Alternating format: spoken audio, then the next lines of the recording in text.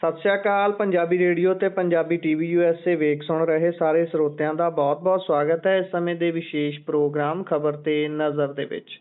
ਖਬਰ ਤੇ ਨਜ਼ਰ ਪ੍ਰੋਗਰਾਮ ਦੇ ਵਿੱਚ ਦੇਸ਼ ਵਿਦੇਸ਼ ਦੇ ਨਾਲ ਜੁੜੀਆਂ ਹੋਈਆਂ ਅਹਿਮ ਖਬਰਾਂ ਤੇ ਪਾਈਦਾ ਚਾਨਣਾ ਤੇ ਇਹਨਾਂ ਖਬਰਾਂ ਦਾ ਵਿਸ਼ਲੇਸ਼ਣ ਕਰਨ ਦੇ ਲਈ ਸਾਥ ਹੁੰਦਾ ਹੈ ਸੀਨੀਅਰ ਪੱਤਰਕਾਰ ਮਿੰਟੂ ਗੁਰੂਸਰੀਆ ਜੀ ਦਾ। ਕਰਦੇ ਹਾਂ ਉਹਨਾਂ ਦਾ ਪ੍ਰੋਗਰਾਮ ਦੇ ਵਿੱਚ ਨਿੱਘਾ ਸਵਾਗਤ। ਬਹੁਤ-ਬਹੁਤ ਸਵਾਗਤ ਹੈ ਜੀ। ਸ਼ੁਕਰੀਆ ਸਾਰਿਆਂ ਨੂੰ। ਸਤਿ ਸ੍ਰੀ ਅਕਾਲ ਜੀ। ਸਤਿ ਸ਼੍ਰੀ ਅਕਾਲ ਜੀ।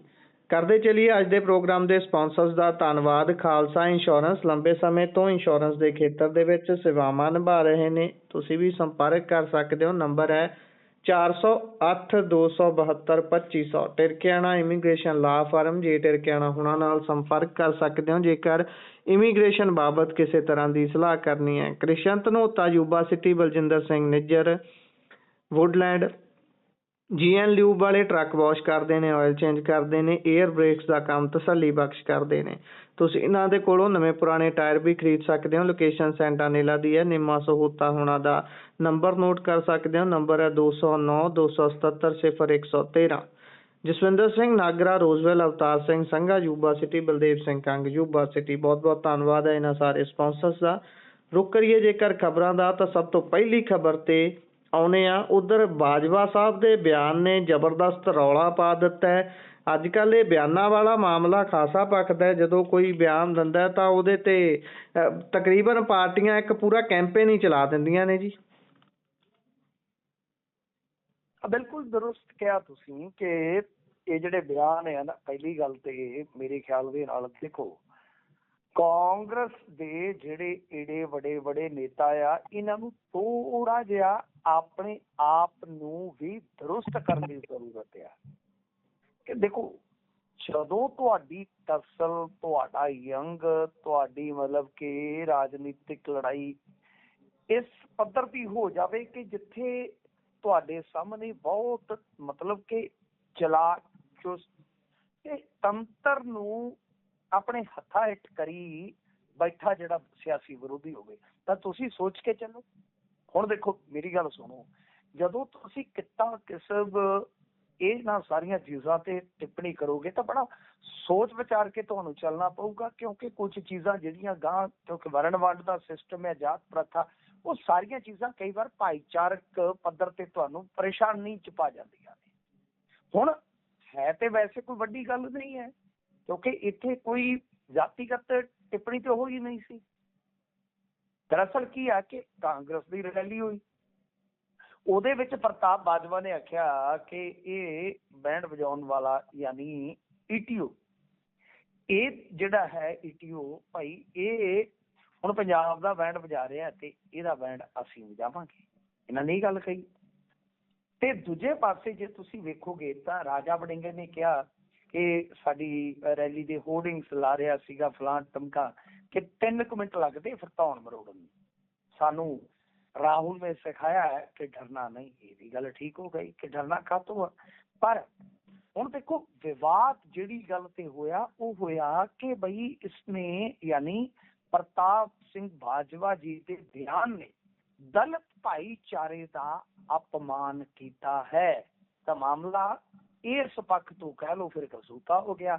ਆਮ ਆਦਮੀ ਪਾਰਟੀ ਨੇ ਕੀ ਕਰਿਆ ਕਿ ਨਾ ਸਿਰਫ ਇਸ ਚੀਜ਼ ਨੂੰ ਜੋੜਿਆ ਇਸ ਪਾਸੇ, ਬਲਕਿ ਜੋ ਇਹਨਾਂ ਨੇ ਬੀਤੇ ਦਿਨੀ ਕਿਸਾਨਾਂ ਉੱਤੇ ਕਹਿਰ ਚਲਾਇਆ, ਉਸ ਨੈਰੇਟਿਵ ਨੂੰ ਵੀ ਇਹਨਾਂ ਨੇ ਮਾਤ ਦਿੱਤੀ ਇਸ ਖਬਰ ਦੇ ਰਾਹੀਂ। ਕਿਉਂਕਿ ਮੀਡੀਆ ਤੇ ਪੰਜਾਬੀ ਮੀਡੀਆ ਜ਼ਿਆਦਾਤਰ ਕੰਟਰੋਲਡ ਹੈ ਇਸ ਟਾਈਮ, ਇਹਦੇ ਵਿੱਚ ਕੋਈ ਸ਼ੱਕ ਨਹੀਂ, ਕੋਈ ਦੋ ਰਾਏ ਨਹੀਂ ਹੈ। ਵੱਡੇ ਧੁਰੰਦਰ ਵੀ ਹੁਣ ਤੇ ਧੋਤੇ ਗਏ ਨੇ। ਤਾਂ ਲਿਹਾਜ਼ਾ ਉਹ ਜਿਹੜਾ ਮੀਡੀਆ ਦਾ ਕੰਟਰੋਲਡ ਹਿੱਸਾ ਹੁੰਦਾ ਹੈ, ਫਿਰ ਉਹ ਇੱਕ ਤਰ੍ਹਾਂ ਨਾਲ ਕਹਿ ਲਓ ਕਿ ਐਸਾ ਵੇਗ ਵਹਾ ਦਿੰਦਾ ਹੈ ਕਿ ਜਿਹਦੇ ਵਿੱਚ ਫਿਰ ਦੂਜੀਆਂ ਖਬਰਾਂ ਜਿਹੜੀਆਂ ਉਹ ਅੜਦੀਆਂ ਹੀ ਨਹੀਂ। ਤਾਂ ਫਿਲਹਾਲ ਕੀ ਹੈ ਕਿ ਜਿਹੜਾ ਉਹ ਕਿਸਾਨਾਂ ਦੇ ਉੱਤੇ ਕੀਤਾ ਜ਼ਬਰ ਇਹਨਾਂ ਵਾਸਤੇ ਇੱਕ ਕਸੂਤੀ ਖਬਰ ਬਣ ਗਿਆ।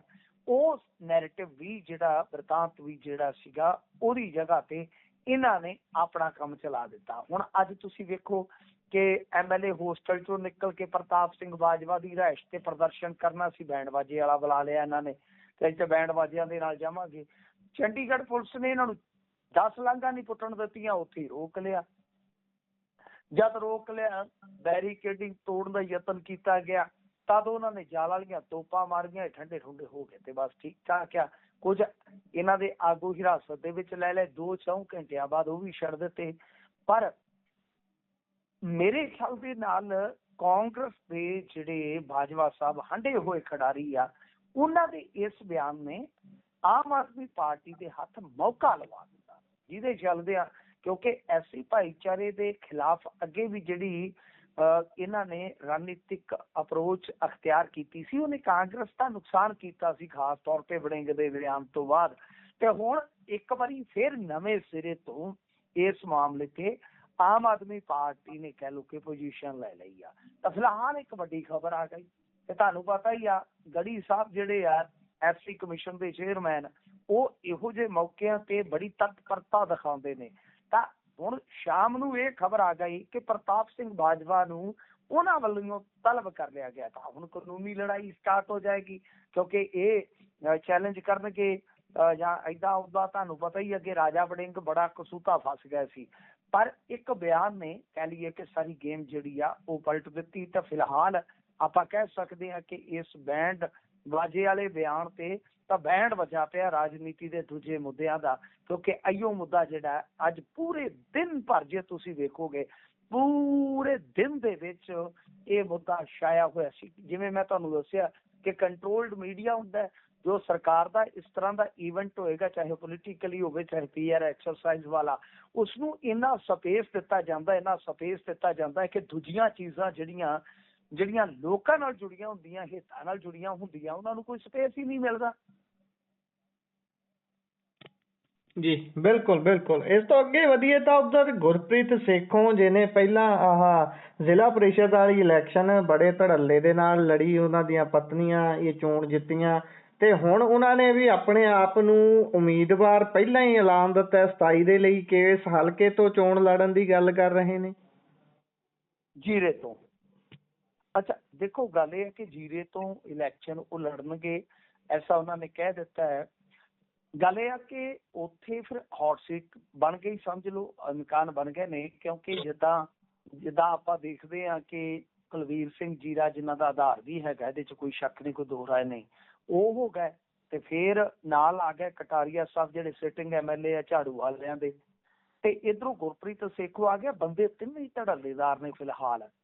ਤਾਂ ਇਹ ਆਪਣੇ ਆਪ ਦੇ ਵਿੱਚ ਕਹਿ ਲਓ ਗੁਰਪ੍ਰੀਤ ਸੇਖੋਂ ਨੇ ਬੜਾ ਵੱਡਾ ਮੂਵ ਖੇਡਿਆ ਜੀ, ਕਿਉਂਕਿ ਵੈਸੇ ਇਹਨਾਂ ਦਾ ਜਿਹੜਾ ਪਿੰਡ ਆ ਮੁਦਕੀ, ਉਹਦੇ ਜਨਾਬ ਪੈਂਦਾ ਆ ਕਿ ਜਿਹੜਾ ਆਪਾਂ ਉਹਨੂੰ ਹਲਕਾ ਵੇਖੀਏ ਉਹ ਫਿਰੋਜ਼ਪੁਰ ਦਿਹਾਤੀ ਆ, ਤੇ ਫਿਰੋਜ਼ਪੁਰ ਦਿਹਾਤੀ ਦੇ ਵਿੱਚ ਆਪਾਂ ਇਹ ਵੀ ਅੱਗੇ ਪੰਗਾ ਵੇਖਿਆ ਕਿ ਇਹਨਾਂ ਦਾ ਵਿਧਾਇਕ ਦੇ ਨਾਲ ਸਹਿਚਾਰ ਸੀ, ਪਰ ਬਾਅਦ ਦੇ ਵਿੱਚ ਚੇਅਰਮੈਨ ਬਣਾਉਣ ਵੇਲੇ ਇਹਨਾਂ ਦੀ ਜਿਹੜੀ ਗੱਲ ਸੀ ਉਹ ਇੰਨੀ ਜ਼ਿਆਦਾ ਵਿਗੜੀ ਕਿ ਖੁਦ ਸੇਖੋਂ ਨੂੰ ਰਾਜਨੀਤੀ 'ਚ ਨਿੱਤਰਨਾ ਪਿਆ, ਚੈਲੰਜ ਹੋਏ, ਤੇ ਉਹਨਾਂ ਚੈਲੰਜਾਂ ਦੇ ਨਤੀਜੇ ਜਿਹੜੇ ਆ ਉਹ ਤੁਸੀਂ ਵੇਖੀ ਆ, ਤੇ ਹੁਣ ਤੁਸੀਂ ਦੱਸ ਵੀ ਦਿੱਤਾ ਹੈ।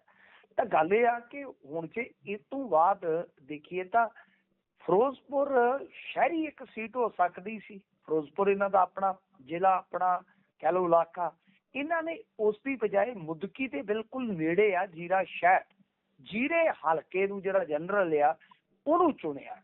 ਹੁਣ ਦੇਖੋ ਗੱਲ ਇਹ ਆ ਕਿ ਗੁਰਪ੍ਰੀਤ ਸੇਖੋਂ ਇਹ ਕੈਟਾਗਰੀ ਦਾ ਗੈਂਗਸਟਰ ਰਿਹਾ, ਇਹਦੇ 'ਚ ਕੋਈ ਸ਼ੱਕ ਨਹੀਂ ਹੈ। ਫਿਰ ਸੁੱਖਾ ਕਾਲਮਾ ਤੋਂ ਲੈ ਕੇ ਨਾਭਾ ਜੇਲ੍ਹ ਬ੍ਰੇਕ ਕਾਂਡ, ਫਿਰ ਉਸ ਤੋਂ ਬਾਅਦ ਲੰਮੀ ਕੈਦ, ਉਸ ਤੋਂ ਬਾਅਦ ਬਾਹਰ ਆਉਣਾ, ਉਸ ਤੋਂ ਬਾਅਦ ਜਿਵੇਂ ਤੁਹਾਂ ਦੱਸਿਆ ਕਿ ਬਈ ਇੱਕ ਕਹਿ ਲਓ ਕਿ ਬੜੀ ਧਾਕੜ ਤਰੀਕੇ ਦੀ ਜਿੱਤ ਹਾਸਲ ਕਰਨੀ। ਨਾਲ ਦੀ ਨਾਲ ਇਹਦਾ ਲੱਗਦਾ ਕਿ ਜਿੱਦਾਂ ਗੁਰਪ੍ਰੀਤ ਸੇਖੋਂ ਨੂੰ ਪਤਾ ਲੱਗਿਆ ਕਿ ਰਾਜਨੀਤੀ ਦੇ ਵਿੱਚ ਕਿਸ ਤਰ੍ਹਾਂ ਚਮਕਿਆ ਜਾ ਸਕਦਾ ਹੈ, ਤਾਂ ਉਹ ਸਾਰਾ ਜਿਹੜਾ ਚਮਕ ਦਮਕ ਵਾਲਾ ਸਮਾਨ ਆ ਉਹ ਉਹਨਾਂ ਨੇ ਬਹੁਤ ਜਲਦੀ ਵਰਤਣਾ ਸ਼ੁਰੂ ਕਰ ਦਿੱਤਾ। ਬੀਤੇ ਦਿਨੀ ਮੈਂ ਇੱਕ ਸ਼ਾਦੀ 'ਚ ਗਿਆ ਸਾਂ, ਸਾਡੇ ਕਾਮਨ ਫਰੈਂਡ ਦੇ ਗਾਂ ਕਹਿ ਲਓ ਕਿ ਕਿਸੇ ਰਿਸ਼ਤੇਦਾਰ ਦੀ ਸ਼ਾਦੀ ਸੀ, ਉੱਥੇ ਗੁਰਪ੍ਰੀਤ ਸੇਖੋਂ ਵੀ ਆਇਆ ਸੀ। ਮੈਂ ਬਿਲਕੁਲ ਕੋਲ ਬੈਠ ਕੇ ਗੱਲ ਵੇਖੀ ਹੈ, ਮੈਂ ਵਿਟਨੈਸ ਹਾਂ ਇਸ ਗੱਲ ਦਾ, ਕਿਉਂਕਿ ਮੈਂ ਅਵਾ ਤਵਾ ਗੱਲ ਨਹੀਂ ਕਰਦਾ ਹੁੰਦਾ। ਗੁਰਪ੍ਰੀਤ ਸੇਖੋਂ ਦੇ ਨਾਲ ਫੋਟੋ ਖਿਚਵਾਉਣ ਦੀ ਰੁਚੀ ਜਿਹੜੀ ਮੈਂ ਬੜੇ ਬੰਦਿਆਂ 'ਚ ਵੇਖੀ ਉੱਥੇ, ਔਰ ਈਵਨ ਦੈਟ ਕਿ ਕਿਉਂਕਿ ਮੇਰਾ ਇਹ ਕੰਮ ਆ ਤੇ ਮੈਂ ਬਹੁਤ ਨੇੜਿਓਂ ਨੋਟਿਸ ਕਰਦਾ ਹੁੰਦਾ, ਈਵਨ ਦੈਟ ਕਿ ਜਿਹੜੇ ਅਲੜ ਉਮਰ ਦੇ ਵੇਟਰ ਸੀ, ਜਿਨ੍ਹਾਂ ਨੂੰ ਆਪਾਂ ਬਹਿਰੇ ਕਹਿੰਦੇ ਆ, ਉਹ ਵੀ ਭੌਂ ਕੇ ਇਲਤਜ਼ਾ ਕਰ ਰਹੇ ਸਨ ਗੁਰਪ੍ਰੀਤ ਸੇਖੋਂ ਨੂੰ ਕਿ ਇੱਕ ਤਸਵੀਰ ਹੋ ਜਾਵੇ। ਤਾਂ ਤੁਸੀਂ ਇਹ ਦੇਖ ਸਕਦੇ ਹੋ ਕਿਉਂਕਿ ਅੱਜ ਕੱਲ੍ਹ ਵਾਇਰਲ ਰੀਲਾਂ ਦਾ ਯੁੱਗ ਹੈ ਤੇ ਜਿਹੜਾ ਇਹਦੇ ਵਿੱਚ ਵਾਇਰਲ ਹੋ ਗਿਆ ਉਹਦੀ ਚੰਗੀ ਭਲ ਬਣ ਜਾਂਦੀ ਹੈ। ਹਾਲਾਂਕਿ ਵੋਟਾਂ ਜਿਹੜੀਆਂ ਹਾਸਲ ਕਰਨੀਆਂ ਕਿ ਟੇਢੀ ਖੀਰ ਵੀ ਹੁੰਦਾ, ਤਾਂ ਉਹ ਤਾਂ ਹੁਣ ਰਣਨੀਤਿਕ ਤੌਰ ਤੇ ਦੇਖਣਾ ਪਊ ਕਿ ਐਡੇ ਵੱਡੇ ਵੱਡੇ ਜਿਹੜੇ ਖਿਡਾਰੀ ਆ ਉਹਨਾਂ ਦੇ ਵਿੱਚ ਗੁਰਪ੍ਰੀਤ ਸੇਖੋਂ ਕਿਸ ਤਰ੍ਹਾਂ ਦਾ ਪ੍ਰਭਾਵ ਛੱਡਦੇ ਆ। ਕਿਉਂਕਿ ਇੱਕ ਪਾਸੇ ਜੇ ਤੁਸੀਂ ਵੇਖੋਗੇ ਤਾਂ ਜੀਰਾ ਫੈਮਿਲੀ, ਕੁਲਵੀਰ ਸਿੰਘ ਜੀਰਾ, ਇੰਦਰਜੀਤ ਸਿੰਘ ਜੀਰਾ, ਫਿਰ ਆ ਗਏ ਕਟਾਰੀਆ। ਕਟਾਰੀਆ ਵੀ ਪੁਰਾਣੇ ਖਿਡਾਰੀ ਆ, ਵੱਖ-ਵੱਖ ਪਾਰਟੀਆਂ ਚੋਂ ਹੋ ਕੇ ਆਏ ਆ। ਫਿਰ ਆ ਗਏ ਅਕਾਲੀ ਦਲ ਬਾਦਲ ਵਾਲੇ। ਦੇਖੋ ਇੱਥੇ ਬੜਾ ਵੱਡਾ ਇੱਕ ਲੋਕਾਂ ਲਈ ਕਹਿ ਸਕਦੇ ਦੁਬਿਧਾ ਵਾਲਾ ਪੁਆਇੰਟ ਆ ਕਿ ਕੀ ਅਕਾਲੀ ਦਲ ਬਾਦਲ ਸਪੋਰਟ ਕਰੂ ਗੁਰਪ੍ਰੀਤ ਸੇਖੋਂ ਨੂੰ। ਕੁਛ ਲੋਕਾਂ ਦਾ ਮੰਨਣਾ ਹੈ ਕਿ ਗੁਰਪ੍ਰੀਤ ਸੇਖੋਂ ਨੂੰ ਖਿਲਾਰਿਆ ਹੀ ਇਹਨਾਂ ਨੇ। ਨਹੀਂ ਸਾਹਿਬ, ਮੈਂ ਤੁਹਾਨੂੰ ਇੱਕ ਗੱਲ ਜਿਹੜੀ ਸਪਸ਼ਟ ਕਰ ਦੇਵਾਂ ਕਿ ਜਨਮੇਜਾ ਸਿੰਘ ਸੇਖੋਂ ਉੱਥੇ ਹਰਪ੍ਰੀਤ ਸਿੰਘ ਹੀਰੋ ਵਾਸਤੇ ਡਟੇ ਹੋਏ ਨੇ। ਇਹਦਾ ਮਤਲਬ ਹੈ ਕਿ ਫਿਲਹਾਲ, ਅੱਗੇ ਹੋ ਜਾਵੇ ਤਾਂ ਕੁਝ ਕਿਹਾ ਨਹੀਂ ਜਾ ਸਕਦਾ, ਕਿ ਫਿਲਹਾਲ ਏਦਾਂ ਲੱਗਦਾ ਹੈ ਕਿ ਅਕਾਲੀ ਦਲ ਬਾਦਲ ਦੇ ਜਿਹੜੇ ਉੱਥੇ ਕੰਮ ਕਰਦੇ ਨੇ, ਵਰਕ ਕਰਦੇ ਨੇ ਹੀਰੋ ਸਾਹਿਬ, ਹੋ ਸਕਦਾ ਕਿ ਉਹ ਹੀ ਟਿਕਟ ਲੈ ਜਾਣ। ਤਾਂ ਫਿਰ ਉਸ ਸੂਰਤ ਦੇ ਵਿੱਚ ਸੇਖੋਂ ਆਜ਼ਾਦ ਹੋ ਜਾਣਗੇ ਜਾਂ ਅਕਾਲੀ ਦਲ ਵਾਰਸ ਪੰਜਾਬ ਦੇ ਉਹਨਾਂ ਤੇ ਨਿਰਭਰ ਹੋ ਜਾਣਗੇ। ਤਾਂ ਇਸ ਕਰਕੇ ਇੰਟਰਸਟਿੰਗ ਰਹੇਗਾ ਸਾਰਾ ਘਟਨਾਕ੍ਰਮ। ਪਰ ਹਲਚਲ ਪੂਰੀ ਹੋ ਗਈ ਆ। ਜਿਵੇਂ ਹੀ ਗੁਰਪ੍ਰੀਤ ਸੇਖੋਂ ਨੇ ਇੱਕ ਨਵੇਂ ਹਲਕੇ 'ਚ ਪੈਰ ਧਰਿਆ ਹੈ, ਮੈਂ ਕੱਲ ਤੋਂ ਹੀ ਫੋਲੋ ਕਰ ਰਿਹਾ ਸੀਗਾ ਕਿ ਗੱਡੀਆਂ ਦੇ ਕਾਫਲੇ ਤੇ ਰੀਲਾਂ ਐਨ ਸਟਾਰਟ ਹੋ ਗਈਆਂ, ਚਮਕਾਇਆ ਜਾ ਰਿਹਾ ਗੁਰਪ੍ਰੀਤ ਸੇਖੋਂ ਨੂੰ। ਤਾਂ ਫਿਲਹਾਲ ਜੀਰੇ ਵਾਲਿਆਂ ਨੂੰ ਇੱਕ ਰੌਚਕ ਟੱਕਰ ਦਾ ਮੁੱਢ ਤੇ ਵੱਜਦਾ ਦਿਖਾਈ ਦੇ ਰਿਹਾ। ਕਿ ਉਹਨਾਂ ਦਾ ਐਸਾ ਕੋਈ ਕੈਂਡੀਡੇਟ, ਵਿਨਿੰਗ ਕੈਂਡੀਡੇਟ ਖਾਸ ਤੌਰ ਤੇ ਜਿਹੜਾ ਕਹਿ ਲਓ ਕਿ ਜੇਤੂ ਹੋਏਗਾ, ਕੀ ਉਹ ਉਹਨਾਂ ਦੀਆਂ ਸਮੱਸਿਆਵਾਂ ਦਾ ਹੱਲ ਕਰਦਾ ਹੈਗਾ? ਕੱਲਾ ਧੜੱਲੇਦਾਰ ਹੋਣਾ, ਧਾਕੜ ਹੋਣਾ ਉਹ ਗੁਰਪ੍ਰੀਤ ਜੀ ਕਾਫੀ ਨਹੀਂ ਹੁੰਦਾ। ਤਾਂ ਇਹ ਆਪਣੇ ਆਪ ਦੇ ਵਿੱਚ ਬੜਾ ਵੱਡਾ ਸਵਾਲ ਰਹੇਗਾ। ਜੀ ਬਿਲਕੁਲ ਬਿਲਕੁਲ। ਇਸ ਤੋਂ ਅੱਗੇ ਵਧੀਏ ਤਾਂ ਉਧਰ ਵਿਧਾਇਕਾ ਛੀਨਾ ਜਿਹੜੇ ਨੇ ਉਹਨਾਂ ਦੀ ਨੋਹ ਉੱਤੇ ਪਰਚਾ ਪਾਉਣ ਦੇ ਮਾਮਲੇ 'ਚ ਹੁਣ ਦੂਜਾ ਪੱਖ ਸਾਹਮਣੇ ਆਇਆ ਜੀ। ਕੀ ਹੈ ਦੂਸਰਾ ਪੱਖ? ਦੇਖੋ ਗੱਲ ਇਹ ਆ ਕਿ ਦੂਜਾ ਪੱਖ ਜਿਹੜਾ ਹੈ ਉਹ ਸਾਡੇ ਨਾਲ ਸੰਪਰਕ ਕੀਤਾ ਕੁੜੀ ਵਾਲੀ ਫੈਮਿਲੀ ਨੇ। ਤਾਂ ਗੱਲ ਇਹ ਆ ਕਿ ਅੱਜ ਦਿਨ ਪਰ ਆਹੀ ਤੇ ਰੌਲਾ ਆ ਕਿ ਇੱਕ ਪਾਸੜ ਖਬਰ। ਤੁਸੀਂ ਮੈਨੂੰ ਇੱਕ ਗੱਲ ਦੱਸੋ, ਬੀਬੀ ਰਜਿੰਦਰ ਕੌਰ ਛੀਨਾ ਦੀ ਨੋਹ ਤੇ ਪਰਚਾ ਹੋ ਗਿਆ, ਸਭ ਨੇ ਪੜ੍ਹਿਆ, ਬੜੀ ਚਰਚਾ ਹੋਈ। ਤੁਸੀਂ ਮੈਨੂੰ ਦੱਸੋ ਇੱਕ ਸਿੰਗਲ ਅਖਬਾਰ ਨੇ ਉਹਨਾਂ ਦਾ ਪੱਖ ਛਾਪਿਆ? ਇਹ ਮੀਡੀਆ ਦੀ ਸਿਧਾਂਤਕ ਨਲਾਇਕੀ ਆ। ਕਿਉਂਕਿ ਪਰਚਾ ਹੋ ਜਾਣਾ ਇਹ ਦੁਨੀਆ ਦਾ ਆਖਰੀ ਸੱਚ ਨਹੀਂ ਹੁੰਦਾ ਗੁਰਪ੍ਰੀਤ ਜੀ। ਜੇ ਇਸ ਨੂੰ ਸੱਚ ਮੰਨ ਲਿਆ ਜਾਵੇ ਤੇ ਪਰਚੇ ਤੇ ਕੇਜਰੀਵਾਲ ਸਾਹਿਬ ਤੋਂ ਲੈ ਕੇ ਭਗਵੰਤ ਮਾਨ ਹੋਰਾਂ ਤੱਕ ਵੀ ਨੇ ਜੀ ਕੇਸ ਨੇ। ਭਗਵੰਤ ਮਾਨ ਹੋਰਾਂ ਤੇ ਖੁਦ ਤੇ ਕੇਸ ਨੇ, ਚਾਹੇ ਉਹ ਮਾਣਾਨੀ ਦੇ ਜਾਂ ਹੋਰ ਦੂਜੇ ਤੀਜੇ ਹੋ ਸਕਦੇ ਆ। ਕਹਿਣ ਦਾ ਮਤਲਬ ਇਹ ਆ ਕਿ ਘੱਟੋ ਘੱਟ ਜਦੋਂ ਇਸ ਤਰ੍ਹਾਂ ਦਾ ਡਿਸਪਿਊਟਡ ਮਾਮਲਾ ਹੋਵੇ, ਸਾਡੇ ਬੰਦਿਆਂ ਨੇ ਦਿਮਾਗ ਵਰਤਣਾ ਹੀ ਜਿਹੜਾ ਬੰਦ ਕਰ ਦਿੱਤਾ ਹੈ। ਹਾਂ, ਵਰਤਿਆ ਜਾਂਦਾ ਹੈ ਕਿ ਕਿਸੇ ਨੂੰ ਥੱਲੇ ਕਿਵੇਂ ਲਾਉਣਾ ਹੈ, ਕਿਸੇ ਦੀਆਂ ਲੱਤਾਂ ਕਿਸ ਤਰ੍ਹਾਂ ਖਿੱਚਣੀਆਂ ਨੇ, ਕਿਸੇ ਦਾ ਨੁਕਸਾਨ ਕਿਸ ਤਰ੍ਹਾਂ ਕਰਨਾ, ਇਹਨਾਂ ਚੀਜ਼ਾਂ 'ਚ ਸਾਡੇ ਦਿਮਾਗ ਜ਼ਿਆਦਾ ਚੱਲਣ ਡੈ ਪਏ ਆ। ਤੁਸੀਂ ਏਦਾਂ ਕਰੋ, ਬੜਾ ਸਿੰਪਲ ਫੰਡਾ ਹੁੰਦਾ ਹੈ। ਜਦੋਂ ਕੋਈ ਏਦਾਂ ਦੀ ਗੱਲ ਕਰਦਾ ਹੈ ਤਾਂ ਤੁਸੀਂ ਚੁੱਪ ਕਰਕੇ ਉਹਦਾ ਐਫੀਡੈਵਿਟ ਕੱਢੋ। ਮੈਂ ਪਹਿਲਾਂ ਬੀਬੀ ਛੀਨਾ ਦਾ ਐਫੀਡੈਵਿਟ ਕੱਢਿਆ ਜੀ। ਐਫੀਡੈਵਿਟ ਜਿਹੜਾ ਚੁਣਾਵੀ ਐਫੀਡੈਵਿਟ ਹੈ ਉਹ ਤੇ 90 ਲੱਖ ਦੇ ਸਾਰੇ ਐਸੈਟਸ ਦੱਸਦਾ ਇਹਦੇ ਬੀਬੀ ਦੇ 90 ਲੱਖ ਦੇ ਟੋਟਲ ਲਾਇਬਿਲਿਟੀਜ਼ ਲਗਭਗ 20 ਲੱਖ ਦੀ। ਤਾਂ ਪੈਸਾ ਕਿੰਨਾ ਕਹਿ ਰਹੇ ਕਿ 50 ਲੱਖ ਲਾਇਆ ਅਸੀਂ ਨੋਹ ਤੇ ਆਪੀ ਤੇ। ਸਵਾਲ ਤੇ ਪਹਿਲਾਂ ਇਹ ਬਣਨਾ ਚਾਹੀਦਾ ਕਿ 2022 ਦੇ ਹਲਫੀਆ ਬਿਆਨ ਦੇ ਮੁਤਾਬਕ 90 ਲੱਖ ਦੀ ਤੇ ਕੁੱਲ ਤੁਹਾਡੇ ਕੋਲ ਅਸਾਸੇ ਨੇ, ਪ੍ਰਾਪਰਟੀ ਸਭ ਕੁਝ ਪਾ ਕੇ, ਸੋਨਾ ਵਗੈਰਾ ਸਭ ਕੁਝ ਪਾ ਕੇ, ਤੇ ਪੈਸਾ ਲਾ ਰਹੇ ਤੁਸੀਂ 50 ਲੱਖ। ਔਰ ਉਹ ਵੀ 2014 ਦੇ ਵਿੱਚ ਇਹ ਸ਼ਾਦੀ ਹੁੰਦੀ ਹੈ ਜੀ, ਤੁਸੀਂ ਹਿਸਾਬ ਲਾ ਲਓ। ਉਸ ਤੋਂ ਬਾਅਦ ਉਹ ਆਸਟ੍ਰੇਲੀਆ ਜਾਂਦੇ ਨੇ। ਕਿ ਉਦੋਂ ਇੰਨਾ ਪੈਸਾ 50 ਲੱਖ ਰੁਪਈਆ ਜਿਹਦੇ ਕੋਲ ਪ੍ਰਾਪਰਟੀ ਸਾਰੀ ਕੁੱਲ ਮਿਲਾ ਕੇ ਸਭ ਗਹਿਣਾ ਗੱਟਾ ਪਾ ਕੇ ਤੇ ਇਹ ਆ ਤੇ 50 ਲੱਖ ਰੁਪਈਆ ਕਿੱਥੋਂ ਲਾਏਗਾ? ਬੜਾ ਵੱਡਾ ਸਵਾਲ ਹੈ, ਬਹੁਤ ਵੱਡਾ ਸਵਾਲ ਹੈ ਜੀ। ਦੂਜੀ ਗੱਲ, ਇਹਨਾਂ ਦੇ ਮੁਤਾਬਕ ਕਿ ਬਈ ਅਸੀਂ ਪੈਸਾ ਲਾਇਆ, ਜਦ ਕਿ ਕੁੜੀ ਵਾਲੇ ਕਹਿੰਦੇ ਆ ਕਿ 3 ਲੱਖ ਰੁਪਈਆ ਇਹਨਾਂ ਨੇ ਪਹਿਲਾਂ ਬਿਜ਼ਨਸ ਕਰਾਉਣ ਦੇ ਨਾਮ ਤੇ ਮੁੰਡੇ ਨੂੰ ਉਦੋਂ ਲਿਆ, ਸਾਡੇ ਕੋਲ state bank of India the record ਆ। ਫਿਰ ਉਸ ਤੋਂ ਬਾਅਦ ਕਿਉਂਕਿ ਕੁੜੀ ਦਾ ਜਿਹੜਾ ਪਿਤਾ ਹੈ, ਕੁੜੀ ਦਾ ਪਿਤਾ ਇੱਕ ਬੈਂਕ ਦੇ ਵਿੱਚੋਂ ਰਿਟਾਇਰਡ ਹੈ, ਉਹ ਕਹਿੰਦਾ ਕਿ ਮੇਰੀਆਂ ਐਫਡੀਜ਼ ਵਗੈਰਾ ਜਿਹੜੀਆਂ ਸੀ ਉਹ ਉਸ ਬੈਂਕ 'ਚ ਸੀ, ਉਹ ਤੁੜਵਾ ਕੇ SBI 'ਚ ਲਿਆਂਦੀਆਂ, ਫਿਰ ਫੰਡ ਸ਼ੋਅ ਕੀਤੇ ਗਏ ਅਤੇ ਇਸ ਤੋਂ ਇਲਾਵਾ ਸਾਰੀ ਫੀਸ ਸਾਡੇ ਵੱਲੋਂ ਭਰੀ ਗਈ ਅਤੇ ਜਾਣ ਵੇਲੇ ਇਸ ਜੋੜੇ ਨੂੰ $4000 ਵੀ ਦਿੱਤਾ ਸੀ ਜੀ। ਫਿਰ ਇਹ ਉੱਥੇ ਜਾ ਕੇ ਟਰੱਕ ਚਲਾਉਂਦਾ ਰਿਹਾ ਮੁੰਡਾ, ਤੇ ਜਿੱਥੋਂ ਤੱਕ 2 ਬੱਚੇ ਵੀ ਹੋਏ, 2 ਬੱਚਿਆਂ ਤੋਂ ਹੀ ਰੌਲਾ ਪਿਆ ਕਿਉਂਕਿ ਇਹ ਚਾਹੁੰਦੇ ਸਨ ਕਿ ਬੱਚੇ ਇੰਡੀਆ ਦੇ ਵਿੱਚ ਰਹਿਣ ਬੇਸਿਕਲੀ, ਤੇ ਉਹ ਉੱਥੇ ਕੰਮ ਕਰਨ। ਤੇ ਜਿਹੜੀ ਲੜਕੀ ਸੀ ਉਹਨੇ ਆਖਿਆ ਮੈਂ ਬੱਚਿਆਂ ਤੋਂ ਬਗੈਰ ਕੀ ਕਰੂੰਗੀ ਭਾਈ, ਬੱਚੇ ਜੋੜੇ ਸਨ, ਮੈਂ ਤੁਹਾਨੂੰ ਇਹ ਵੀ ਦੱਸ ਦਿਆਂ ਜੀ। ਅੱਛਾ, ਇਸ ਤੋਂ ਬਾਅਦ ਅਗਲਾ ਪੁਆਇੰਟ ਆ ਜਾਂਦਾ PR ਦਾ, ਕਿ ਉਹਨੇ PR ਚੋਂ ਨਾ ਕਟਵਾ ਦਿੱਤਾ ਜੀ ਫਲਾਂ ਟਮਕਾ। ਮੈਂ ਪਤਾ ਕੀਤਾ ਫਿਰ ਬਾਅਦ ਦੇ ਵਿੱਚ ਕਿ ਉਹ ਕੁੜੀ ਤੇ ਖੁਦ ਵੀ PR ਨਹੀਂ ਹਾਲੇ ਤੱਕ ਜੀ। ਤੇ ਜਿਹੜਾ ਰੌਲਾ ਪਿਆ ਅਸਲ ਦੇ ਵਿੱਚ ਆਸਟ੍ਰੇਲੀਆ ਦੇ ਜਿਹੜੇ ਕਾਇਦੇ ਕਾਨੂੰਨ ਨੇ ਬੜੇ ਸਖਤ ਨੇ। ਉਹਦੇ ਵਿੱਚ ਅੱਗੇ ਇੱਕ ਗੱਲ ਹੋਈ ਆ ਗੁਰਪ੍ਰੀਤ, ਕਿ ਮਸਲਾ ਵਿਗੜਿਆ ਇਸ ਗੱਲ ਤੋਂ ਕਿਉਂਕਿ ਇਹਨਾਂ ਦੇ ਘਰ ਦੇ ਵਿੱਚ ਇੱਕ ਦਿਨ ਰੌਲਾ ਪਿਆ, ਦੋਵੇਂ ਜਦੋਂ ਝਗੜੇ ਤੇ ਮੁੰਡੇ ਨੇ ਗਲ-ਗੁਲ ਘੁੱਟਣਾ ਸ਼ੁਰੂ ਕਰ ਦਿੱਤਾ। ਉਸ ਤੋਂ ਬਾਅਦ ਉਹ ਕੁੜੀ ਨੇ ਪੁਲਿਸ ਕਾਲ ਕਰ ਦਿੱਤੀ। ਤੇ ਤੁਹਾਨੂੰ ਪਤਾ ਆਸਟ੍ਰੇਲੀਆ ਦੇ ਵਿੱਚ ਜਦੋਂ ਡੋਮੈਸਟਿਕ ਵਾਇਲੈਂਸ ਨੂੰ ਲੈ ਕੇ ਪੁਲਿਸ ਕੇਸ ਬਣ ਜਾਵੇ ਤਾਂ ਕੁਝ ਚੀਜ਼ਾਂ ਹੋ ਜਾਂਦੀਆਂ। ਉਸ ਮੁੰਡੇ ਨੂੰ ਰੈਸਟ੍ਰਿਕਟਡ ਕੀਤਾ ਗਿਆ ਪਹਿਲਾਂ ਤਾਂ ਉਸ ਏਰੀਏ 'ਚ ਵੜਨ ਤੋਂ, ਫਿਰ ਉਸ ਤੋਂ ਬਾਅਦ PR ਵਾਲਾ ਮੈਟਰ ਜਿਹੜਾ ਉਹ ਲਮਕ ਗਿਆ। ਐਸਾ ਕੁੜੀ ਵਾਲਿਆਂ ਨੇ ਦੱਸਿਆ, ਬਹੁਤ ਲੰਮੀ ਚੌੜੀ ਵਾਰਤਾ ਦੱਸੀ ਆ, ਮੇਰੇ ਨਾਲ ਗੱਲ ਕੀਤੀ ਉਹਨਾਂ ਨੇ ਬਕਾਇਦਾ। ਉਹ ਕਹਿੰਦੇ ਸਾਡਾ ਕੋਈ ਪੱਖ ਸੁਣਦਾ ਹੀ ਨਹੀਂ। ਤੇ ਮੈਂ ਕਿਹਾ ਜੀ ਕਿਹਨੇ ਸੁਣਨਾ, ਜ਼ੋਰਾਵਰ ਦਾ ਸਤੀ ਵੀ 100 ਆ। ਤੋ ਇਸ ਕਰਕੇ ਮੈਂ ਇਹ ਨਹੀਂ ਕਹਿੰਦਾ ਕਿ ਉਹ ਸੱਚਾ ਹੈ, ਉਹ ਸੱਚਾ ਹੈ। ਸਾਡਾ ਫਰਜ਼ ਆ ਪੱਤਰਕਾਰਾਂ ਦਾ, ਸਾਡਾ ਫਰਜ਼ ਆ ਬਤੌਰ ਮੀਡੀਆ ਕਿ ਅਸੀਂ ਦੂਸਰਾ ਪੱਖ ਵੀ ਲੋਕਾਂ ਦਾ ਨਾਲ ਲੈ ਕੇ ਚੱਲੀਏ। ਅਸੀਂ ਦੂਸਰਾ ਪੱਖ ਤੇ ਪਿੱਛੇ ਹੀ ਛੱਡ ਕੇ ਆ ਰਹੇ ਹਾਂ। ਤੋ ਬਹਰਹਾਲ ਅਸੀਂ ਤੇ ਇਹ ਗੱਲ ਕਹਿੰਦੇ ਆ ਕਿ ਭਾਈ ਸੱਚਾ ਕੌਣ ਆ, ਝੂਠਾ ਕੌਣ ਆ, ਇਹਦਾ ਫੈਸਲਾ ਤੇ ਹੁਣ ਕੋਰਟ ਕਰੇਗਾ। ਪਰ ਜੋ ਸਰਕਾਰ ਹੈ ਉਹਨੂੰ ਘੱਟੋ ਘੱਟ ਇਹਦੇ ਵੇਖਣਾ ਚਾਹੀਦਾ ਹੈ ਨਾ ਕਿ ਭਾਈ ਤੁਹਾਡਾ ਕੋਈ ਵਿਧਾਇਕ ਵਿਧਾਇਕਾ ਕਿਸੇ ਦੇ ਨਾਲ ਵਧੀਕੀ ਤੇ ਨਾ ਕਰ ਰਿਹਾ, ਵਧੀਕੀ ਤਾਂ ਨਹੀਂ ਕਰ ਰਿਹਾ, ਇਹ ਜ਼ਰੂਰੀ ਹੁੰਦਾ ਵੇਖਣਾ। ਇਸ ਕਰਕੇ ਅਸੀਂ ਤੇ ਗੁਜ਼ਾਰਿਸ਼ ਕਰਦੇ ਹਾਂ ਇਹਨਾਂ ਨੂੰ ਕਿ ਭਾਈ ਜਾਂਚ ਪੜਤਾਲ ਜਿਹੜੀ ਹੈ ਉਹ ਬੜੀ ਨਿਰਪੱਖ ਹੋਣੀ ਚਾਹੀਦੀ ਹੈ।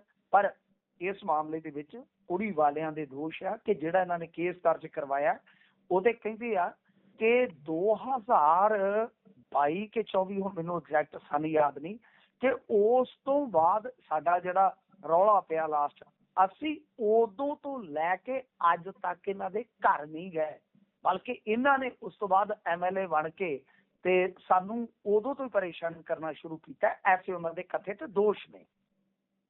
ਜੀ ਜੀ। ਇਸ ਤੋਂ ਅੱਗੇ ਚੱਲੀਏ ਤਾਂ ਅੱਜ ਜਥੇਦਾਰ ਗੜਗੱਜ ਜੀ ਨੇ ਇੱਕ ਪ੍ਰੈਸ ਕਾਨਫਰੰਸ ਕੀਤੀ ਹੈ ਜੀ, ਕੇਸ ਮੁਤਲਕ ਸੀ, ਕੀ ਨੇ ਇਸ ਦੇ ਮੁੱਖ ਅੰਸ਼? ਦੇਖੋ ਗੜਗੱਜ ਸਾਹਿਬ ਦੀ ਜਿਹੜੀ ਪ੍ਰੈਸ ਕਾਨਫਰੰਸ ਸੀਗੀ, ਜਦੋਂ ਮੈਨੂੰ ਮਤਲਬ ਕਿ ਇਹ ਅਲਰਟ ਮਿਲਿਆ ਨਿਊਜ਼ ਦਾ ਕਿ ਗੜਗੱਜ ਸਾਹਿਬ PC ਕਰ ਰਹੇ ਨੇ, ਤੇ ਮੇਰੇ ਮੱਥੇ ਦੇ ਵਿੱਚ ਇੱਕ ਗੱਲ ਜਿਹੜੀ ਠਣਕੀ ਕਿ ਕੀ ਗੜਗੱਜ ਸਾਹਿਬ ਮੁੱਖ ਮੰਤਰੀ ਦੀ ਵੀਡੀਓ ਦੇ ਸੰਬੰਧ ਦੇ ਵਿੱਚ, ਉਹ ਕਥਿਤ ਵੀਡੀਓ ਜਿਹੜੀ ਸੀ, ਕਿ ਉਹਦੇ ਵਿੱਚ ਕੋਈ ਰਿਪੋਰਟ ਲੈ ਕੇ ਆ ਰਹੇ?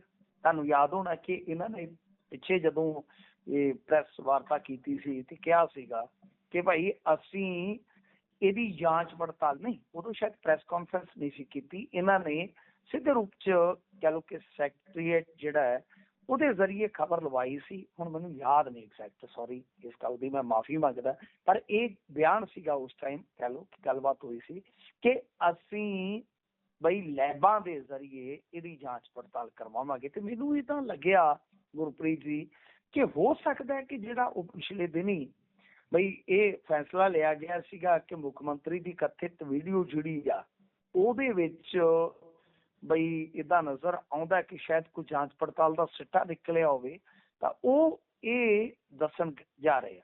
ਪਰ ਬਾਅਦ ਦੇ ਵਿੱਚ ਜਿਹੜੀ ਪ੍ਰੈਸ ਕਾਨਫਰੰਸ ਕੀਤੀ ਆ ਉਹਦਾ ਲੱਭੋ ਲੁਭਾਵ ਜੇ ਆਪਾਂ ਵੇਖੀਏ ਉਹ ਬਿਲਕੁਲ ਇੱਕ ਵੱਖਰਾ ਸੀਗਾ। ਲੱਭੋ ਲੁਭਾਵ ਇਹ ਸੀਗਾ ਕਿ ਭਾਈ ਜੋ SIT ਪਾਵਨ ਸਰੂਪਾਂ ਦੇ ਮਾਮਲਿਆਂ ਲਈ ਬਣਾਈ ਗਈ ਆ, ਉਸ SIT ਦੇ ਵਿੱਚ ਜਿਹੜੇ ਪੂਰਨ ਗੁਰਸਿੱਖ ਆ, ਅੰਮ੍ਰਿਤਧਾਰੀ ਪੁਲਿਸ ਅਧਿਕਾਰੀ ਆ, ਉਹ ਸ਼ਾਮਲ ਕੀਤੇ ਜਾਣੇ ਚਾਹੀਦੇ ਆ, ਨਾ ਕਿ ਦੂਸਰੇ। ਇਹ ਵੀ ਇੱਕ ਵੱਡਾ ਹੋ ਗਿਆ ਮਾਮਲਾ। ਇਹਦੇ ਵਿੱਚ ਹੁਣ ਦੇਖੋ ਸਰਕਾਰ ਇਹ ਗੱਲ ਮੰਨਦੀ ਹੈ ਕਿ ਨਹੀਂ, ਇੱਥੇ ਹੁਣ ਸਰਕਾਰ ਦੱਸੇਗੀ। ਪਰ SIT ਜਿਹੜੀ ਆ ਉਹ ਤੇ ਆਪਦਾ ਕੰਮਕਾਰ ਸ਼ੁਰੂ ਕਰ ਚੁੱਕੀ ਆ।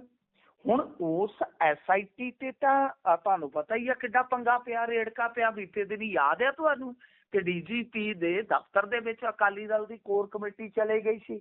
ਉਹ ਉਸੇ SIT ਦੇ ਮੱਦੇ ਨਜ਼ਰ ਸੀਗੀ ਨਾ। SIT ਦਾ ਕੰਮਕਾਰ ਜਿਹੜਾ ਸੀਗਾ ਉਸੇ ਨੂੰ ਹੀ ਤਾਂ ਲੈ ਕੇ ਉਹਨਾਂ ਨੇ ਰੋਸ ਕੀਤਾ ਸੀ। ਰੋਸ ਹੀ ਐਵੇਂ ਹੀ ਹੋਇਆ ਸੀਗਾ ਕਿ ਭਾਈ ਇਹ ਪਾਵਨ ਸਰੂਪਾਂ ਦੇ ਮਾਮਲੇ 'ਚ ਕੰਮ ਕਰਨ ਵਾਲੀ SIT ਜਿਹੜੀ ਆ ਉਹ ਹੁਣ ਸੁਖਬੀਰ ਸਿੰਘ ਬਾਦਲ ਦੇ ਬਿਜ਼ਨਸ ਖੰਗਾਲ ਰਹੀ ਆ। ਤਾਂ ਇੰਟਰਸਟਿੰਗ ਹੈ ਕਿ ਜਿਹੜੀ SIT ਤੇ ਅਕਾਲੀ ਦਲ ਬਾਦਲ ਬੜੇ ਬੜੇ ਦੋਸ਼ ਲਾ ਚੁੱਕਾ। ਕਿ ਉਸ SIT ਨੂੰ ਹੁਣ ਚੱਲਦੀ ਜਾਂਚ ਦੇ ਵਿੱਚ ਬਦਲਿਆ ਜਾਊਗਾ? ਪਰ ਮੈਨੂੰ ਲੱਗਦਾ ਕਿ ਸਰਕਾਰ ਇਸ ਤਰ੍ਹਾਂ ਦੀ ਮੰਗ ਜਿਹੜੀ ਹੈ ਉਹ ਇਹਨਾਂ ਦੀ ਪੂਰੀ ਨਹੀਂ ਕਰੇਗੀ। ਉਧਰ ਕੋਹਲੀ ਨੂੰ ਇਹਨਾਂ ਨੇ ਜਿਹੜਾ ਪ੍ਰੋਡਕਸ਼ਨ ਵਾਰੰਟ ਹੁੰਦਾ ਉਹਦੇ ਤੇ ਲਿਆਂਦਾ ਸੀਗਾ, ਤਾਂ ਫਿਲਹਾਲ ਉਹਦਾ ਉਹ ਰਿਮਾਂਡ ਵੀ ਖਤਮ ਹੋ ਗਿਆ ਤੇ ਉਸ ਨੂੰ ਜੇਲ੍ਹ ਭੇਜ ਦਿੱਤਾ ਗਿਆ। ਇਹ ਵੀ ਇੱਕ ਸਰਜਰੀ ਕਹਿ ਸਕਦੇ ਹਾਂ ਕਿ ਅਪਡੇਸ਼ਨ ਹੈ ਇਸ ਮਾਮਲੇ 'ਚ। ਜੀ, ਤੇ ਉਧਰ ਕਲਾਸਰੂਮ ਦੇ ਵਿੱਚ ਲਾਈਵ ਮਰਡਰ ਤੇ ਫਿਰ ਖੁਦ ਨੂੰ ਗੋਲੀ ਮਾਰ ਲਈ ਇੱਕ ਵੀਡੀਓ ਬੜੀ ਚੱਲ ਰਹੀ ਹੈ ਸੋਸ਼ਲ ਮੀਡੀਆ। ਜਿੰਨੀ ਵਾਰ ਸਕਰੋਲ ਕਰਦੇ ਆ ਬਾਰ-ਬਾਰ ਉਹ CCTV ਫੁਟੇਜ ਸਾਹਮਣੇ ਆ ਰਹੀ ਹੈ। ਇਹ ਕੀ ਹਾਲਾਤ ਬਣਦੇ ਜਾ ਰਹੇ ਨੇ ਜੀ ਪੰਜਾਬ ਦੇ? ਦੇਖੋ ਹਾਲਾਤ ਤੇ ਜਿਸ ਤਰ੍ਹਾਂ ਦੇ ਹੈਗੇ ਆ ਉਹ ਬੜੇ ਖਤਰਨਾਕ ਨੇ।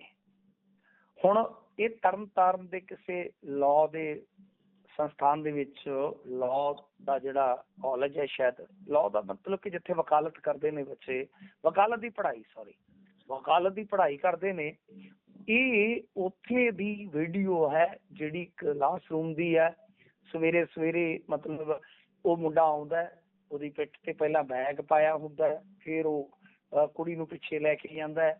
ਕੋਈ ਗੱਲਬਾਤ ਹੁੰਦੀ ਆ ਹਲਕੀ ਜੀ, ਇੱਕ ਕੁੜੀ ਹੋਰ ਆ, ਉਹ ਫਿਰ ਪਾਉਂਦਾ ਹੈ ਤੇ ਮੁੜ ਕੇ ਲੋਡਡ ਪਿਸਟਲ ਕੱਢਦਾ, ਕੁੜੀ ਨੂੰ ਸ਼ੂਟ ਕਰਦਾ, ਸਿਰ 'ਚ ਗੋਲੀ ਮਾਰਦਾ ਤੇ ਮੁੜ ਕੇ ਅੱਖ ਦੇ ਫੁਰਕਾਰੇ ਦੇ ਨਾਲ ਆਪਣੀ ਖੋਪੜੀ 'ਚ ਗੋਲੀ ਮਾਰਦਾ ਤੇ ਉੱਥੇ ਫੌਤ ਹੋ ਜਾਂਦਾ ਹੈ। ਜਿਹੜੀ ਦੂਜੀ ਕੁੜੀ ਸੀਗੀ ਨਾਲ ਵਾਲੀ, ਉਹ ਬਚ ਗਈ। ਤਾਂ ਕਹਿਣ ਦਾ ਮਤਲਬ ਇਹ ਹੈ ਕਿ ਭਰੀ ਕਲਾਸ ਦੇ ਵਿੱਚ ਇਸ ਤਰ੍ਹਾਂ ਦਾ ਜਿਹੜਾ ਇਹ ਖੂਨੀ ਕਾਂਡ ਹੋਇਆ, ਇਹਨੇ ਕਈ ਸਵਾਲ ਖੜੇ ਕੀਤੇ ਨੇ। ਪਹਿਲਾ ਸਵਾਲ ਕਿ ਉਸ ਬੱਚੀ ਦਾ ਕਤਲ ਕਿਉਂ ਕੀਤਾ ਗਿਆ? ਦੱਸਦੇ ਹਨ, ਦਾਵਾ ਹੈ ਕਿ ਜਿਹੜਾ ਇਸ ਕਤਲ ਦੇ ਪਿੱਛੇ ਕਾਰਨ ਇਹ ਆ ਕਿ ਉਹ ਵਨ ਸਾਈਡਡ ਪਿਆਰ ਕਰਦਾ ਸੀਗਾ, ਤੇ ਜਦ ਕਿ ਕੁੜੀ ਜਿਹੜੀ ਸੀ ਉਹਦੀ ਅੰਗੇਜਮੈਂਟ ਹੋ ਗਈ ਸੀ ਤੇ ਉਹ ਇਹਨਾਂ ਚੱਕਰਾਂ 'ਚ ਪੈਣਾ ਨਹੀਂ ਸੀ ਚਾਹੁੰਦੀ। ਦੂਜੀ ਗੱਲ, ਹੁਣ ਇਹਦੇ ਵਿੱਚ ਇੱਕ ਮਸਲਾ ਆ ਜਾਏਗਾ ਸਮਾਜਿਕ ਪੱਖ ਤੋਂ ਕਿ ਕੀ ਅਸੀਂ ਇਸ ਤਰ੍ਹਾਂ ਦੇ ਜਿਹੜੇ ਕਾਲਜ ਨੇ ਜਾਂ ਯੂਨੀਵਰਸਿਟੀਆਂ 'ਚ ਪੜ੍ਹਨ ਵਾਲੇ ਬੱਚਿਆਂ ਨੂੰ ਕੀ ਅਸੀਂ ਇਸ ਪੱਖ ਤੋਂ ਕਦੇ ਤਿਆਰ ਕਰਨ ਦਾ ਯਤਨ ਕੀਤਾ ਹੈ ਕਿ ਜ਼ਿੰਦਗੀ 'ਚ ਹੋ ਸਕਦਾ ਕਿ ਤੁਸੀਂ ਕਿਸੇ ਨੂੰ ਸਿਲੈਕਟ ਕਰ ਲਓ ਪਰ ਦੂਜਾ ਤੁਹਾਨੂੰ ਰਿਜੈਕਟ ਕਰ ਦੇਵੇ? ਕੀ ਉਹ ਜਿਹੜਾ ਰਿਜੈਕਸ਼ਨ ਦਾ ਅਧਿਕਾਰ ਹੈ ਕਿਸੇ ਕੋਲ ਵੀ, ਤੁਸੀਂ ਕਿਸੇ ਨੂੰ ਚਾਹ ਸਕਦੇ ਹੋ, ਪਿਆਰ ਕਰ ਸਕਦੇ ਹੋ, ਪ੍ਰੇਮ ਕਰ ਸਕਦੇ ਹੋ, ਇਜ਼ਹਾਰ ਕਰ ਸਕਦੇ ਹੋ, ਪਰ ਉਹ ਸਵੀਕਾਰਨਾ ਜਾਂ ਨਕਾਰਨਾ ਉਹ ਅਗਲੇ ਦਾ ਹੱਕ ਹੈ, ਅਧਿਕਾਰ ਹੈ। ਕੀ ਕਦੇ ਅਸੀਂ ਆਪਣੇ ਬੱਚਿਆਂ ਨੂੰ ਇਸ ਤਰ੍ਹਾਂ ਦੀਆਂ ਸਿੱਖਿਆਵਾਂ ਦੇ ਪਾਵਾਂਗੇ? ਤੀਜੀ ਗੱਲ ਜਿਹੜੀ ਇਹਦੇ ਵਿੱਚ ਬੜੀ ਮਹੱਤਵਪੂਰਨ ਆ, ਕੀ ਉਹ ਪਿਸਟਲ ਲਾਇਸੈਂਸੀ ਆ? ਜੇ ਲਾਇਸੈਂਸੀ ਆ ਤਾਂ ਫਿਰ ਇਹ ਕੱਢ ਕਿਉਂ ਲਿਆ? ਜੇ ਇਹਦੇ ਮਾਂ ਪਿਓ ਦੇ ਨਾਮ ਆ ਤੇ ਜਾਂ ਕਿਉਂਕਿ ਇਹਦੇ ਆਪ ਦੇ ਨਾਮ ਤੇ ਬਣ ਹੀ ਨਹੀਂ ਸਕਦਾ ਮੇਰੇ ਖਿਆਲ ਦੇ ਨਾਲ, ਕਿਉਂਕਿ ਉਮਰ ਛੋਟੀ ਆ। ਤੇ ਦੂਜੀ ਗੱਲ, ਜੇ ਇਹ ਨਜਾਇਜ਼ ਆ ਤਾਂ ਫਿਰ ਸਾਡੇ ਬੱਚੇ ਇਸ ਤਰ੍ਹਾਂ ਜਿਹੜੇ ਸਕੂਲ ਕਾਲਜਾਂ 'ਚ ਪੜ੍ਹਦੇ, ਯੂਨੀਵਰਸਿਟੀਆਂ 'ਚ ਪੜ੍ਹਦੇ ਆ, ਜੇ ਨਜਾਇਜ਼ ਅਸਲੇ ਤੱਕ ਉਹਨਾਂ ਦਾ ਐਕਸੈਸ ਇੰਨਾ ਸੌਖਾ ਆ ਤੇ ਕੱਲ ਨੂੰ ਅਮਰੀਕਾ 'ਚ ਜੋ ਖਬਰਾਂ ਅਸੀਂ ਪੜ੍ਹਦੇ ਹੁੰਦੇ ਸਾਂ ਕਿ ਸਕੂਲ 'ਚ ਸ਼ੂਟ ਆਊਟ ਹੋ ਗਿਆ, ਇੱਥੇ ਸ਼ੂਟ ਆਊਟ ਹੋ ਗਿਆ, ਫਿਰ ਇਹਨਾਂ ਚੀਜ਼ਾਂ ਵਾਸਤੇ ਵੀ ਤਿਆਰ ਰਹੋ। ਕਿਉਂਕਿ ਮੈਂ ਬਹੁਤ ਪਹਿਲਾਂ ਦੀ ਗੱਲ ਜਿਹੜੀ ਕੌੜੀ ਫੀਕੀ ਲੱਗੇ ਮੈਂ ਕਰ ਦੇਣਾ ਹੁੰਦਾ। ਉਹ 4 ਸਾਲਾਂ ਨੂੰ 5 ਸਾਲਾਂ ਨੂੰ ਫਿਰ ਉਹ ਸਿਨੈਰੀਓ ਜਿਹੜਾ ਬਣ ਜਾਂਦਾ ਹੁੰਦਾ ਹੈ ਕਿ ਜੇ ਤੁਸੀਂ ਇਸ ਤਰ੍ਹਾਂ ਹਥਿਆਰਾਂ ਦੀ ਮੰਡੀ ਖੋਲੀ ਰੱਖੋਗੇ ਕਿ ਜਿੱਥੇ ਲਾਇਸੈਂਸ ਸਗੋਂ ਬਣਦਾ ਨਹੀਂ ਹੈ, ਭਾਵੇਂ ਕੋਈ ਥ੍ਰੈਟ ਹੈ, ਭਾਵੇਂ ਕੋਈ ਕਿੰਨੀ ਵੀ ਜ਼ਰੂਰਤ ਰੱਖਦਾ ਹੈ, ਤਾਂ ਉਹ ਤਾਂ ਤੁਸੀਂ ਹੁਣ ਦੇ ਨਹੀਂ ਰਹੇ। ਤੇ ਨਜਾਇਜ਼ ਅਸਲਾ ਜਿਹੜਾ ਉਹ ਅਥਾਹ ਮਿਲ ਰਿਹਾ, ਤਾਂ ਫਿਰ ਤੁਸੀਂ ਵੱਡੇ ਸ਼ੂਟਆਊਟਾਂ ਵਾਸਤੇ ਵੀ ਤਿਆਰ ਰਹੋ। ਬਹੁਤ ਇਹ ਗੰਭੀਰ ਵਿਸ਼ਾ ਹੈ, ਸੋਚਣ ਦਾ ਵਿਸ਼ਾ ਹੈ, ਵਿਚਾਰਨ ਦਾ ਵਿਸ਼ਾ ਹੈ। ਤੇ ਸਧਾਰਨ ਘਰ ਦੀ ਕੁੜੀ ਕਈ ਸੁਪਨਿਆਂ ਦੇ ਨਾਲ ਅੱਗੇ ਵਧ ਰਹੀ ਸੀ, ਅੱਜ ਉਹਨਾਂ ਸੁਪਨਿਆਂ ਦਾ ਵੀ ਨਾਲ ਹੀ ਕਤਲ ਹੋ ਗਿਆ। ਜੀ ਬਿਲਕੁਲ ਬਿਲਕੁਲ, ਬੜੀ ਮਾੜੀ ਤੇ ਮੰਦਭਾਗੀ ਖਬਰ ਹੈ। ਸੋ ਉਧਰ ਕਹਿੰਦੇ ਪੀਐਮ ਕੇਅਰਸ ਫੰਡ ਜਿਹੜਾ ਹੈ ਉਹਦੇ ਤੇ ਗੱਲ ਨਹੀਂ ਕਰਨੀ, ਸਦਨ ਦੇ ਅੰਦਰ ਰੋਕ ਲੱਗ ਗਈ ਹੈ। ਇੱਧਰ ਪੰਜਾਬ ਵਾਲੇ ਵੀ ਵੈਸੇ ਪਿੱਛੇ ਪਿੱਛੇ ਤੁਰੇ ਆਉਂਦੇ ਨੇ, ਇਹਨਾਂ ਨੇ ਵੀ ਵੈਸੇ ਫਲੱਡਸ ਦੇ ਉੱਤੇ ਰਿਲੀਫ ਕਾਫੀ ਇਕੱਠਾ ਕੀਤਾ ਸੀ, ਕਹਿੰਦੇ ਗੱਲ ਤਾਂ ਉੱਤੇ ਵੀ ਨਹੀਂ ਹੁੰਦੀ। ਉਹਦੇ ਤੇ ਤਾਂ ਹੁਣ ਇੱਕ ਮੈਨੂੰ ਮਤਲਬ ਕਿ ਪਹਿਲਾਂ ਤੇ ਇਹ ਵੇਖਣਾ ਪਏਗਾ ਕਿ ਜੇ ਇਹ ਆਉਂਦੀ ਆ ਆਰਟੀਆਈ ਐਕਟ ਦੇ ਤਹਿਤ, ਤਾਂ ਆਰਟੀਆਈ ਕੀ ਕਿਸੇ ਨੇ ਪਾਈ ਅੱਜ ਤੱਕ? ਇਹ ਵੇਖਣ ਵਾਲੀ ਗੱਲ ਹੈ ਕਿ ਜਿਹੜਾ ਤੁਸੀਂ ਕਹਿ ਰਹੇ ਹੋ ਕਿ ਚੜ੍ਹਦੀ ਕਲਾ ਵਾਲਾ ਫੰਡ ਆ, ਪੰਜਾਬ ਚੜ੍ਹਦੀ ਕਲਾ, ਤਾਂ ਬਈ ਉਹਦੇ ਵਿੱਚ ਕਿਸੇ ਨੇ ਆਰਟੀਆਈ ਪਾਈ ਆ? ਵੈਸੇ ਤੇ ਆਰਟੀਆਈ ਦਾ ਜਵਾਬ ਨਹੀਂ ਦਿੰਦੇ। ਦੂਜੀ ਗੱਲ ਕਿ ਕਿੰਨਾ ਪੈਸਾ ਆਇਆ, ਇਹਨਾਂ ਨੂੰ ਤੇ ਵੈਬਸਾਈਟ ਤੇ ਜਨਤਕ ਕਰ ਦੇਣਾ ਚਾਹੀਦਾ ਸੀ। ਇਹ ਕਹਿੰਦੇ ਸੀ ਇਕੱਲੇ ਇਕੱਲੇ ਪੈਸੇ ਦਾ ਹਿਸਾਬ ਦਿਆਂਗੇ, ਉਹ ਪੈਸਾ ਕਿੱਥੇ ਲੱਗਾ ਉਹਦਾ ਵੀ ਹਿਸਾਬ ਕਿਤਾਬ ਪਾ ਦੇਣਾ। ਤੇ ਰਹੀ ਜਿਹੜੀ ਗੱਲ ਪੀਐਮ ਕੇਅਰ ਫੰਡ ਦੀ, ਇਹ ਹੈ ਕੁਝ ਜਿਹਾ ਹੀ ਕੰਮ ਆ।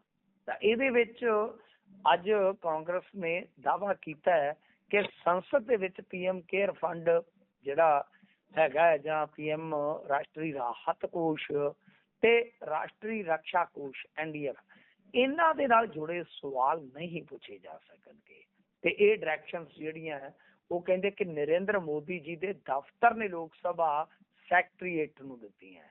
ਤਾਂ ਕਾਂਗਰਸ ਨੇ ਡੇਲੀ ਨਿਊਜ਼ ਪੇਪਰ ਦਾ ਇੰਡੀਅਨ ਐਕਸਪੋਸ ਦੀ report social media platform X ਤੇ ਸ਼ੇਅਰ ਕੀਤੀ ਆ, ਤੇ ਦਾਅਵਾ ਕੀਤਾ ਗਿਆ ਹੈ ਕਿ ਪੀਐਮਓ ਨੇ ਲੋਕ ਸਭਾ ਸੈਕਟਰੀਏਟ ਨੂੰ ਕਿਹਾ ਹੈ ਕਿ ਇਸ ਗੱਲ ਦਾ ਖਾਸ ਧਿਆਨ ਰੱਖਿਆ ਜਾਵੇ ਕਿ ਸੰਸਦ ਦੇ ਵਿੱਚ ਕੋਈ ਵੀ ਮੈਂਬਰ ਇਹਨਾਂ ਫੰਡਸ ਤੇ ਸਵਾਲ ਨਾ ਚੁੱਕ ਸਕੇ। ਦੇਖੋ ਗੱਲ ਹੈ, ਚਲੋ ਕਿਸੇ ਮਾਮਲੇ 'ਚ ਹੋ ਸਕਦਾ ਹੈ ਕੋਈ ਪਰਦਾ ਰੱਖਣ ਦੀ ਜ਼ਰੂਰਤ ਹੋਵੇ, ਪਰ ਪੀਐਮ ਕੇਅਰ ਫੰਡ ਦੇ ਵਿੱਚ ਇਹਦੇ 'ਚ ਬੜੀਆਂ ਤਕਨੀਕੀ ਗੱਲਾਂ ਨੇ, ਅਸੀਂ ਬਹੁਤ ਵਾਰੀ ਕੀਤੀਆਂ ਕਿ ਕਿਸ ਤਰ੍ਹਾਂ ਇਹਨਾਂ ਨੇ ਆਡਿਟ ਜਿਹੜਾ ਹੈ ਉਹ ਪ੍ਰਾਈਵੇਟ ਫਰਮ ਨੂੰ ਦਿੱਤਾ, ਪਰ ਉਸ ਤੋਂ ਪਹਿਲਾਂ ਇਹਨਾਂ ਨੇ ਜਿਹੜਾ ਕਾਰਪੋਰੇਟ ਦਾ ਹੁੰਦਾ ਹੈ ਸੋਸ਼ਲ ਸਿਕਿਉਰਿਟੀ ਵਾਲਾ ਮਤਲਬ ਕਿ ਮਸਲਾ, ਉਹ ਫੰਡ ਪਵਾਇਆ ਸਰਕਾਰੀ ਮੁਲਾਜ਼ਮਾਂ ਦੇ ਗਲਾਂ 'ਚ ਅੰਗੂਠੇ ਦੇ ਕੇ ਮਹਿਕਮਿਆਂ ਤੋਂ ਇਹਨਾਂ ਨੇ ਪੈਸੇ ਲਏ। ਪੀਐਮ ਖੁਦ ਇਸ ਟਰਸਟ ਦੇ ਚੇਅਰਮੈਨ ਹੋਣ ਤੇ ਤੁਸੀਂ ਉਹਦੀ ਜਾਣਕਾਰੀ ਨਹੀਂ ਲੈ ਸਕਦੇ, ਇਹ ਕਮਾਲ ਦੀ ਗੱਲ ਆ। ਇਹ ਬੜੀ, ਮੈਂ ਕਹੂੰਗਾ ਕਿ ਬੇਸ਼ਰਮੀ ਵਾਲੀ ਗੱਲ ਸੀਗੀ। ਤਾਂ ਫਿਰ ਫਿਲਹਾਲ ਜੇ ਸੰਸਦ ਦੇ ਵਿੱਚ ਵੀ ਕੋਈ ਨਹੀਂ ਪੁੱਛ ਸਕਦਾ, ਫਿਰ ਤੇ ਰੱਬ ਹੀ ਰੱਖਾ, ਫਿਰ ਤੇ ਕਹਿਣਾ ਹੀ ਕੀ ਆ। ਜੀ ਬਿਲਕੁਲ ਬਿਲਕੁਲ, ਇਸੇ ਦੇ ਨਾਲ ਪ੍ਰੋਗਰਾਮ ਦਾ ਸਮਾਂ ਇੱਥੇ ਹੀ ਸਮਾਪਤ ਹੁੰਦਾ। ਤੁਸੀਂ ਜੁੜੇ ਜਾਣਕਾਰੀਆਂ ਸਾਂਝੀਆਂ ਕੀਤੀਆਂ, ਬਹੁਤ ਬਹੁਤ ਧੰਨਵਾਦ ਜੀ। ਧੰਨਵਾਦ ਜੀ।